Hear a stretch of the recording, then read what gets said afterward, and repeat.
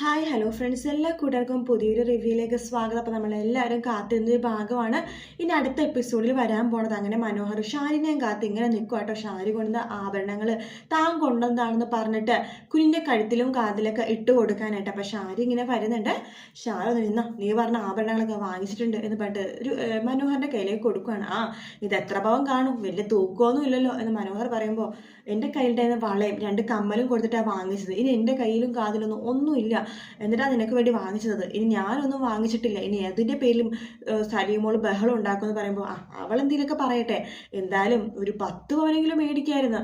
എൻ്റെ ഒരു സ്റ്റാറ്റസിൽ 10 പവനെങ്കിലും മേടിക്കണം. നിൻ്റെ ഒരു സ്റ്റാറ്റസ്, നിൻ്റെ സ്റ്റാറ്റസ് നിനക്ക് ഒരു മുത്തുമാലെങ്കിലും മേടിച്ചിട്ട് ഇടാൻ പറ്റൂടാ എന്ന് ചോദിക്കുകയാണതേ. നിങ്ങൾ അങ്ങനെ പറയരുത്, അങ്ങനെ പറയുന്നത് നിങ്ങൾക്ക് എന്താ സംഭവിക്കാമെന്ന് അറിയാലോ, എല്ലാ സത്യങ്ങളും ഞാൻ വിളിച്ചു പറയാമെന്ന് പറയാണ്. നീ ഇങ്ങനെ തന്നെ പറഞ്ഞിട്ടാടാ എന്നെ പേടിപ്പിച്ചുകൊണ്ടിരിക്കണത്. എങ്കിൽ ശരി, നിങ്ങൾ എപ്പോഴാച്ചാ വീട്ടിൽ വന്നേക്ക്, ഞാൻ പോകുവാണ്. സരയുമോളെ കാണണം, കുഞ്ഞിന് വേണ്ടിയുള്ള ആഭരണങ്ങൾ സർപ്രൈസ് ആയിട്ട് കൊടുക്കണം. മൂളു സരയൂ എന്നൊക്കെ പറഞ്ഞിട്ട് അവിടെ നിന്ന് മനോഹർ പോകുക കേട്ടോ. ഇവനെ കൊണ്ട് എത്രയും പെട്ടെന്ന് ഇവൻ എൻ്റെ മോളുടെ ജീവിതത്തിൽ നിന്ന് ഒഴിവാക്കിയേ പറ്റൂ എന്ന് ഷാരി അങ്ങനെ വിചാരിക്കുകയാണ്.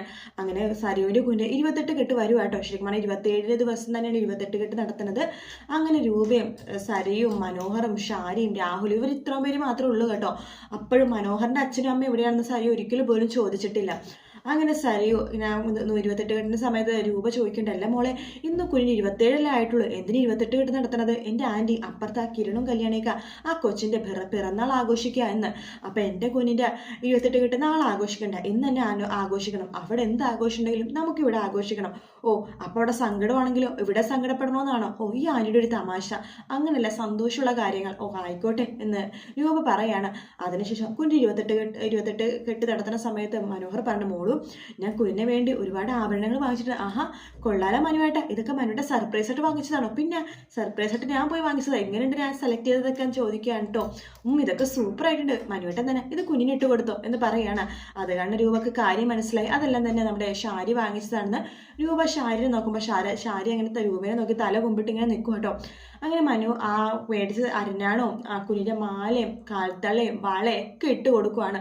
കണ്ടോ അമ്മേ, എൻ്റെ മനുവേട്ടൻ വാങ്ങിച്ചത് കുഞ്ഞിനെ വേണ്ടിയിട്ട്. നിങ്ങളെൻ്റെ കുഞ്ഞിൻ്റെ അമ്മൂമ്മയും അപ്പൂപ്പനാണ്, എന്തെങ്കിലും കുഞ്ഞിനെ വേണ്ടി വാങ്ങിച്ചോ? മോളെ അത് വേണ്ട, ഒന്നും പറയണ്ട. നിങ്ങൾക്കിപ്പോൾ ഞാനും എൻ്റെ മോളൊന്നും ആരും അല്ലല്ലോ, നിങ്ങൾക്ക് അപ്പുറത്തുള്ളവരല്ലേ വലുത്, അവരല്ലേ ഇപ്പം മുത്തും ചക്കരക്കൂടവും എന്നൊക്കെ നിങ്ങൾ വിളിക്കണത്. എന്തായാലും എൻ്റെ മോളെ നിങ്ങൾക്ക് ഇഷ്ടമെന്ന് എനിക്ക് മനസ്സിലായെന്ന് പറയുമ്പോൾ രൂപ പറയുന്നുണ്ട്, മോൾ അങ്ങനെ പറയല്ലേ, നോക്ക് മനുമോട് മേടിച്ചതിനേക്കാളും കൂടുതൽ സ്വർണ്ണങ്ങൾ ഞാൻ വാങ്ങിച്ചിട്ടുണ്ട് എന്ന് പറയാണ്. അത് കൊള്ളാലോ എന്ന് പറയാണ്. അത് വേറൊന്നുമല്ല, രൂപയുടെ കയ്യിൽ രൂപ വാങ്ങിച്ച ഒരു 6-7 പവനും പിന്നെ താര വാങ്ങിച്ചത്, അതായത് സേനൻ താരക്ക് വാങ്ങിച്ചു കൊടുത്ത ആഭരണങ്ങളൊക്കെ ഉണ്ട്. മൊത്തം ഒരു 10-15 പവൻ്റെ ആഭരണങ്ങൾ ഉണ്ട് കേട്ടോ രൂപയുടെ കയ്യിൽ. എന്നിട്ട് രൂപ അതൊക്കെ തന്നെ ഇട്ട് കൊടുക്കുകയാണ്. ആ സമയത്ത് സരിക ചോദിക്കണ്ടേ, അല്ല ആൻറ്റി ഇത് മാല 2 കാലത്തുള്ള 2 അരഞ്ഞാണ് 2 എല്ലാം 2 വെച്ചിട്ടുണ്ടല്ലോ, ഇതെന്താ ആൻറ്റി ഇങ്ങനെ വാങ്ങിച്ചെന്ന് ചോദിക്കുമ്പോൾ, അല്ല ഇനി അപ്പുറത്തെ കുഞ്ഞ് വലുത് ആൻറ്റി വാങ്ങിച്ചതാണോ? എൻ്റെ മോളെ അപ്പുറത്തെ കുഞ്ഞ് 1 വയസ്സായി, ആ കുഞ്ഞ് ഇതൊക്കെ പാകമാവോ? ഇത് ഞാൻ മോളുടെ കുഞ്ഞെ തന്നെ വാങ്ങിച്ചതാണ്. ഈ മാല 2 ഡിസൈനല്ലേ, എനിക്ക് 2 ഇഷ്ടമായപ്പോൾ 2 വാങ്ങിച്ചു.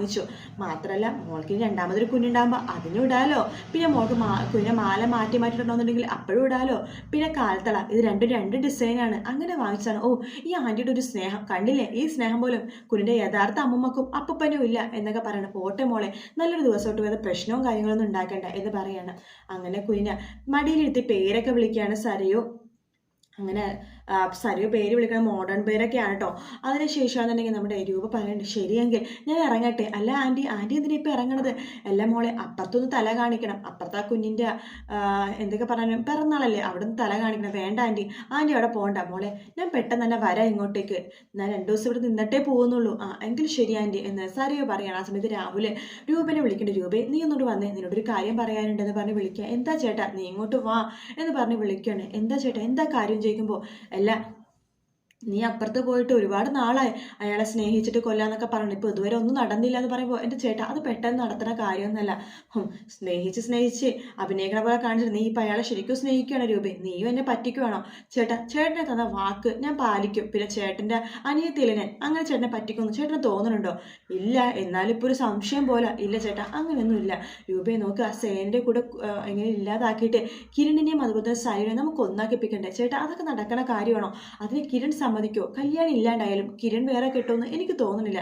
നീ കല്യാണം ഒന്ന് ഒഴിവാക്കി തന്നാൽ മതി, കിരണിനെ കൊണ്ട് സരിയുടെ കല്യാണം കഴിപ്പിക്കണ കാര്യം ഞാൻ ഏറ്റു എന്നിങ്ങനെ പറയുന്നുണ്ട്, എനിക്കൊന്നും അറിയില്ല ചേട്ടാ, എന്തായാലും ഞാൻ അവിടെ പോയിട്ടൊന്ന് തല കാണിച്ചിട്ട് വരാം, അതൊക്കെ ചേട്ടൻ എന്താ അത് ചെയ്തതെന്ന് പറഞ്ഞിട്ട് രൂപ അവിടെ നിന്ന് പോകുകയാണ്.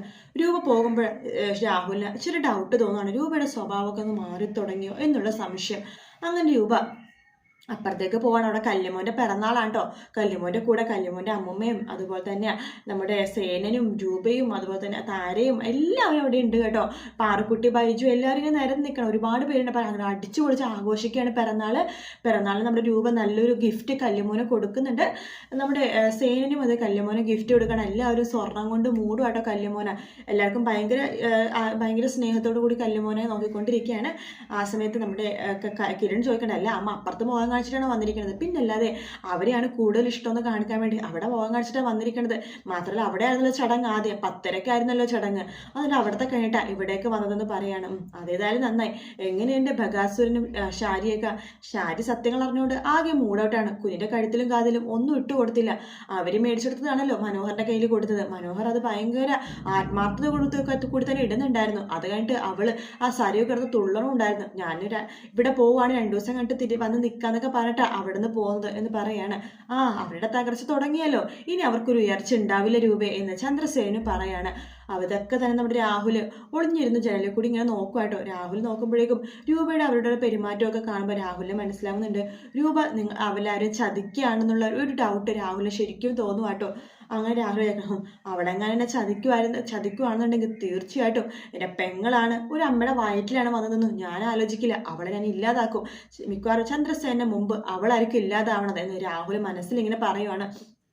ശേഷം രാഹുൽ രൂപയുടെ ഓരോ നീക്കുപോക്കങ്ങളൊക്കെ നോക്കിക്കൊണ്ടിരിക്കുക കേട്ടോ. അങ്ങനെ രാഹുൽ സത്യങ്ങളൊക്കെ മനസ്സിലാക്കുകയാണ്. ഇതൊക്കെ രൂപ തന്നെ പറ്റിക്കുകയാണെന്നുള്ള സത്യം മനസ്സിലാക്കുകയാണ്. അങ്ങനെ അത് മനസ്സിലാക്കുന്ന രാഹുൽ വിചാരിക്കുകയാണ്, എന്തായാലും രൂപനെ തന്നെ ആദ്യം ഇല്ലാതാക്കണം. അവളെന്നെ ചതിക്കുമായിരുന്നു, അവളുടെ ഒരു 10 പൈസ പോലും എനിക്കിതുവരെ തരാറില്ല, ഒരു സഹായത്തിന് പോലും ഒരു 10 രൂപ ചോദിച്ചാൽ പോലും അവൾ തരാറേ ഇല്ല. അതുകൊണ്ട് അവൾ എന്തായാലും ഇല്ലാതാക്കണമെന്ന് രാഹുലും വിചാരിക്കുകയാണ്. അങ്ങനെ രൂപേനെ ഇല്ലാതാക്കാൻ വേണ്ടിയിട്ടാണ് രാഹുൽ ആദ്യം നോക്കുന്നത്. അപ്പോൾ എല്ലാവർക്കും ഭയങ്കര ഷോക്കാവാണ്. ഇത്രയും നാളല്ലേ ചന്ദ്രസേനും കിരണും കല്യാണിയൊക്കെ രൂപേനെ ഇല്ലാതാക്കും, പക്ഷെ അത് സത്യങ്ങളൊക്കെ പിന്നീട് എപ്പോഴെങ്കിലൊക്കെ അറിഞ്ഞിട്ട് ഇല്ലാതാക്കുള്ളൂ. ആദ്യം ചന്ദ്രസേനും കല്യാണിനെ ഇല്ലാതാക്കാനുള്ള കാര്യങ്ങളായിരിക്കും ഈ ബഗാസുരൻ ചെയ്യണേന്നാണ് എല്ലാവരും വിചാരിക്കുന്നത്. അതുകൊണ്ട് രൂപയുടെ നോട്ടം കുറച്ച് കുറയുന്നുണ്ട് കിരണിനും കല്യാണിക്കും. അതുകൊണ്ട് തന്നെ ഈ ബഗാസുരൻ ആ ഒരു ക്രൂരത ആദ്യം ചേർത്ത് നമ്മുടെ രൂപയെടുത്ത് തന്നെയാണ് കേട്ടോ. രൂപയ്ക്ക് എന്തോ സംഭവിക്കുന്നുണ്ടെന്ന് തോന്നുന്നു. കാരണം വേറൊന്നുമല്ല, ഇവിടെ ലൊക്കേഷൻ്റെ റീൽസിൽ ഇവർ ഹോസ്പിറ്റലിൽ നിൽക്കുന്നതൊക്കെ കാണിക്കുന്നുണ്ട്. അത് ആർക്കാണ് അപകടം പറ്റിയെന്ന് മനസ്സിലാവണില്ല. കിരണിനും കല്യാണിക്കും അല്ല, വേറെ ആർക്കും ആണെന്നാണ് മനസ്സിലാവണത് കേട്ടോ. എന്തായാലും ഇനി വരാൻ പോകുന്നത് നല്ല അടിപൊളി ഭാഗങ്ങളാണ്. ഇന്നും നാളെയും എപ്പിസോഡില്ല. തിങ്കളാഴ്ച മുതൽ 9:30-ക്കാണ് എപ്പിസോഡ് തുടങ്ങുന്നത്. അത് മാത്രമല്ല രാത്രി 9, അത് മാത്രമല്ല പ്രൊമോ ആയിട്ട് വീക്കെൻഡ് പ്രൊമോ ആയിട്ട് കാണിച്ചത് ഒരു 10 സെക്കൻഡുള്ള ഒരു പ്രൊമോ മാത്രമാണ്. അത് ഓൾറെഡി 2-3 ദിവസം മുമ്പ് പോസ്റ്റ് ഇട്ടിരുന്ന പോസ്റ്റും കൂടിയായിരുന്നു. വീഡിയോ ഇഷ്ടപ്പെട്ടെങ്കിൽ ലൈക്ക് ചെയ്യുക, സബ്സ്ക്രൈബ് ചെയ്യുക, കമൻറ്റ് ചെയ്യുക. മറ്റൊരു വീഡിയോ ആയിട്ട് വീണ്ടും കാണാം. Take care, bye bye.